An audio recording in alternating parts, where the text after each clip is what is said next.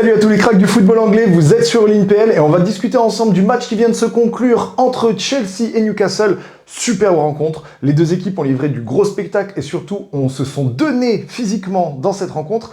On va en discuter plus en détail, avant ça petite intro et c'est parti.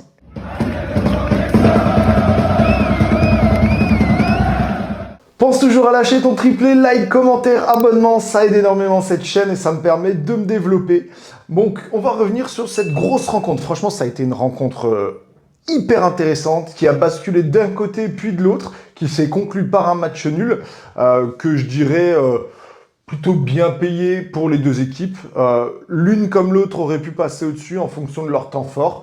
On va quand même noter que évidemment, Newcastle à domicile, c'est toujours une rencontre très difficile. C'est une rencontre qui demande un gros impact physique. Et ça n'a pas manqué d'être le cas sur cette rencontre-là. Le public était chaud comme d'habitude à St. James Park. C'est vraiment une top ambiance de Premier League. Et que dire déjà, quelle entame de match de la part de Newcastle, avec un Voltema 2 en feu. Franchement, lui, côté adaptation, c'est peut-être l'un des 9 avec Ekitike sur le nouveau recrutement qui s'est le mieux adapté à son club et à la Premier League. Donc super performance de sa part. C'est, je pense, en tout cas sur la première mi-temps, peut-être le meilleur joueur du côté de Newcastle. On a eu un Newcastle ultra dominant, voilà, ultra dominant à la maison, qui grâce à son milieu de terrain, qui a complètement surnagé par rapport à celui de Chelsea, a dominé cette première partie de rencontre. Déjà, que dire de la paire Tonali-Guimarães.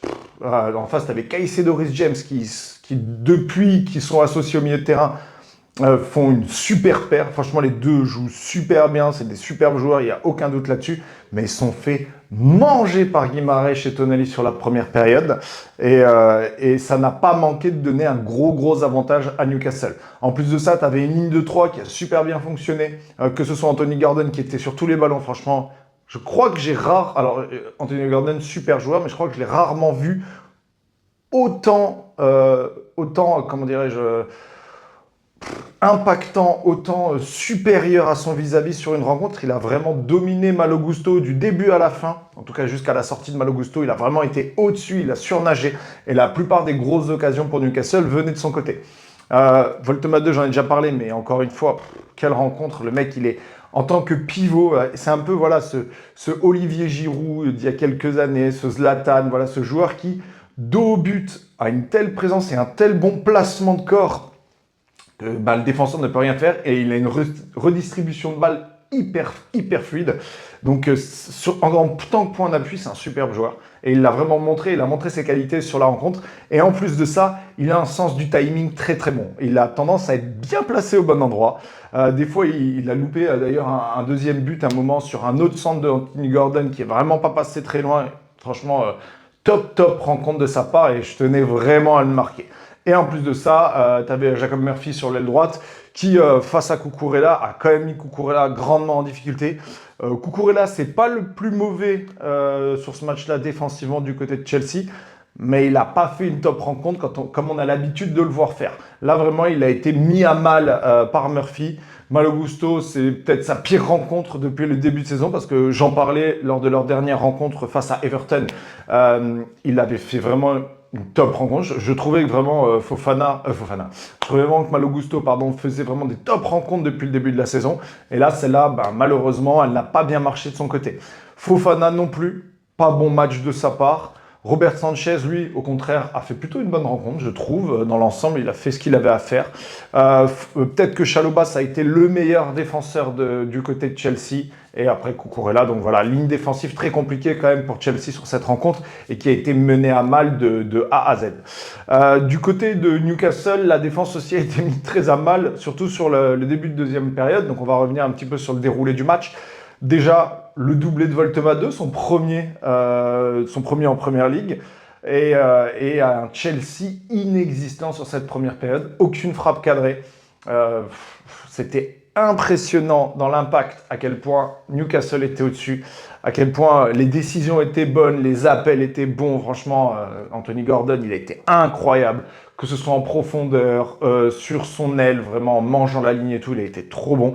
Et ça a permis vraiment de fluidifier le jeu de Newcastle et de ne laisser quasiment aucun répit à Chelsea, parce qu'à chaque fois que Chelsea avait la chance, entre guillemets, de récupérer le ballon, il se faisait presser par 2-3 joueurs de Newcastle et la relance était très compliquée. Et en général, en 2-3 passes, ils perdaient le ballon et ça permettait de relancer une offensive pour Newcastle. Newcastle rentre à la mi-temps avec cet avantage de 2-0. En plus, je crois que, en parlaient les commentateurs, Newcastle n'a jamais perdu un seul match depuis le début de la première ligue, donc 92, en menant 2-0 un moment dans la rencontre. Donc bon, on se dit que c'est presque conclu. Mais c'est sans compter sur la réaction de Chelsea, sur la rentrée de la deuxième période. Franchement, top rencontre, enfin top deuxième période de la part des Blues.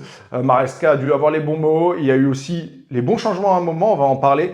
Mais déjà, à peine rentré, super contrôle de Cole Palmer qui réussit à partir dans la profondeur, qui à ce moment-là subit une faute. Je ne sais plus si c'est Guimarães ou si c'est Tonali, mais c'est un des deux qui vient faire la faute sur Palmer, qui crée un coup franc.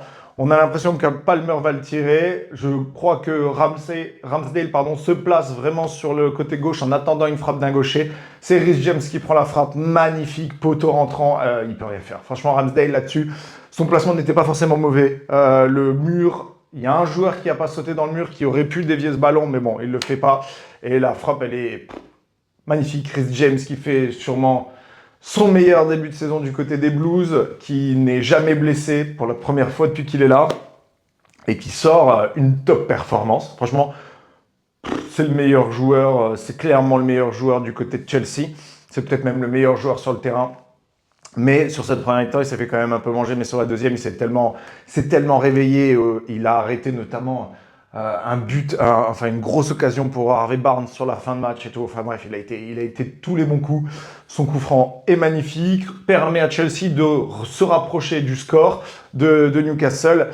Et je trouve que le bon changement du côté de Maresca, ça a été la sortie de Malo Gusto, qui vraiment subissait non-stop face à Anthony Gordon pour faire entrer Enzo Fernandez. Donc il a à ce moment-là replacé Reece James à son poste préférentiel, qui est donc latéral droit, qui prend la place de Malo Gusto. Enzo Fernandez se replace dans le milieu de terrain. Et je trouve qu'à ce moment-là, par rapport au début je trouve que sur le début de deuxième rencontre, évidemment Chelsea domine, mais je trouve qu'à partir de la rentrée d'Enzo Fernandez, Chelsea commence à poser vraiment le pied sur le ballon et à contrôler le tempo du match. Et c'est ce qu'ils font super bien sur les 20 minutes qui suivent après l'entrée d'Enzo Fernandez. Ça mène notamment à un superbe but, le but du match clairement de Joao Pedro, qui fait sur une déviation de la tête qui permet de crucifier Mike Thiaw, qui a lui fait une superbe rencontre, clairement meilleur défenseur du côté de Newcastle.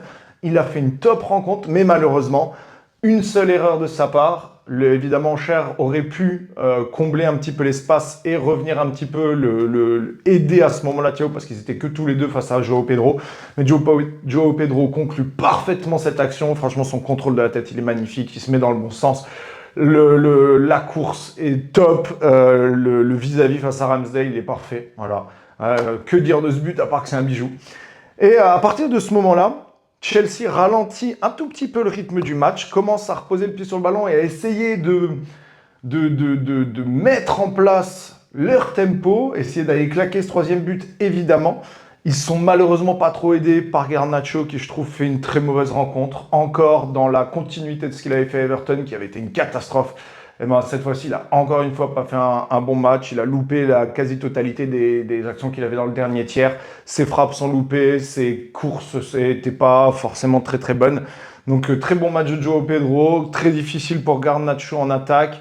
Pedro Neto, je l'ai trouvé un peu invisible. Voilà, il a eu un moment où il a été un petit peu plus en lumière, comme tous ses coéquipiers en début de deuxième période. Mais en dehors de ça, il a fait un peu un match fantôme. Cole Palmer, il revient de blessure encore une fois. Il faut lui relaisser du temps pour se réadapter. Il ne fait pas un mauvais match, mais il ne fait pas non plus un match niveau Cole Palmer. C'est plutôt ça. Il n'est pas à son niveau prime, on est d'accord. Donc, il faut encore lui laisser du temps. Par contre, en deuxième mi-temps, le joueur qui s'est réveillé, c'est Caicedo, qui a fait quand même beaucoup de fautes. Mais comme d'habitude, ça fait partie de son style de jeu, très rugueux. Mais j'ai trouvé que des fois c'était à la limite, mais dans l'ensemble, pour venir rapidement et discuter rapidement de l'arbitrage, j'ai trouvé l'arbitrage top. Franchement, sur ce match-là, j'ai trouvé l'arbitrage top. Il y a eu il y a certains supporters qui pourraient crier sur deux, trois actions. Il y a eu des mains à des moments, mais elles étaient involontaires. Mais il y en a eu des deux côtés. Il y a eu des grosses fautes. Enfin, moi, personnellement, par exemple, Chalobah, je crois que c'est Anthony Gordon, à un moment, c'est un épaule contre épaule, bien sûr, mais il arrive avec une telle force face à Anthony Gordon quasiment arrêté que ça aurait pu siffler penalty, en tout cas je l'aurais compris, mais il ne le fait pas. Et ce que fait très bien l'arbitre dans cette rencontre, et la VAR également, c'est qu'il continue à garder cette intensité dans le match et à continuer à garder une certaine logique dans leur arbitrage. C'est-à-dire qu'il n'y a pas eu, et pourtant il y en a eu beaucoup de contacts, mais une fois que tu avais décidé de ne pas siffler ce type de contact au début du match, tu as gardé ta ligne de conduite du début à la fin, et ça c'était une super bonne chose de la part de l'arbitrage. Donc ça a été un match très fluide, un match qui a été quand même beaucoup, je vais dire, sanctionné par l'arbitre. Il y a eu quand même 10 cartons jaunes sur cette rencontre. Ah, je crois que c'est 6 ou 7 du côté de Chelsea, donc quand même ils en ont pris beaucoup plus, même Maresca s'en est pris un. Mais très bon arbitrage, voilà, c'est suffisamment rare quand ça arrive pour pouvoir en parler. Franchement, je l'ai trouvé très très bon. Et des deux côtés, je pense qu'il y a aucune des deux équipes qui peut se sentir lésée par l'arbitrage parce que les deux équipes ont fait des fautes et ce que je pourrais considérer comme des fautes, et l'arbitre a gardé sa ligne de conduite, a sifflé toujours à peu près le même type de choc ou de réaction, notamment les contestations, très vite, carton jaune dès qu'il y avait une contestation, ça c'est bien, ça calme tout le monde. Donc, étonnant quand même que cette rencontre se finisse à 11 contre 11, parce que 10 cartons jaunes sur une rencontre, c'est assez rare quand même que ça se termine avec l'effectif plein. Mais ouais, super rencontre, le but de João Pedro, je l'ai dit, incroyable. La fin de rencontre, les changements offensifs du côté de Newcastle ont été très bons. La sortie du trio d'attaquants pour faire entrer Elanga, pour faire entrer Harvey Barnes, pour faire entrer Wissa, ont été très bons. Et Harvey Barnes aurait pu très clairement faire passer Newcastle devant. Il a loupé de grosses occasions. C'est dommage. C'est dommage pour lui parce que sur la fin de rencontre, j'ai trouvé que Newcastle, avec ces changements-là, à partir de la 73e, 75e, quelque chose comme ça, ont commencé à reprendre le dessus et à reprendre l'avantage sur Chelsea. Chelsea s'en sort très très bien, grâce notamment à une super retour de Reece James. Franchement, top retour de Reece James. À un manque de réussite de la part de Barnes sur sa reprise de volée qui passe juste à côté du montant. Mais ouais, très belle rencontre des deux équipes. Je pense que les deux peuvent être satisfaites de rentrer avec ce score-là, comme peuvent aussi regretter certaines occasions. Franchement, celle de Barnes, je pense que c'est la pire. Mais en dehors de ça, ouais, top rencontre. Donc, match nul pour cette première rencontre, 2-2. Très beau spectacle. On espère en voir encore plus des matchs comme ça, avec la rencontre qu'on a déjà eue la dernière fois, le 4-4 entre United et Bournemouth. Là, on se régale sur les deux dernières rencontres de PL. Espérons que ça continue comme ça tout le week-end. C'est le début du Boxing Day. Les matchs vont commencer à s'enchaîner très fortement.